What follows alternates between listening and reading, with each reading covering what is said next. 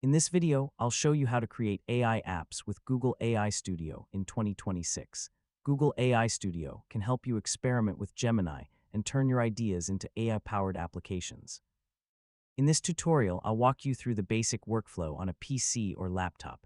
First, open your web browser and go to Google AI Studio. Sign in with your Google account and open the workspace. Once you're inside, start a new project or open the app building feature available in your current Google AI Studio interface. Before building your app, decide exactly what you want it to do. For example, you could create an AI writing assistant, a text summarizer, a study helper, a customer support tool, or another application powered by Gemini. Now describe your app idea clearly. Explain what the application should do, what users should be able to enter, and what kind of response the AI should provide. The more specific your instructions are, the easier it is to guide the AI toward the result you want. After entering your instructions, let Google AI Studio generate or help build the initial version of your application. Once the first version is ready, test it carefully.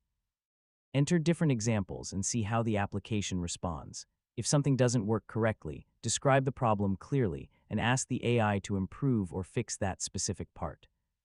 You can also refine the user interface, instructions, response format, and overall behavior.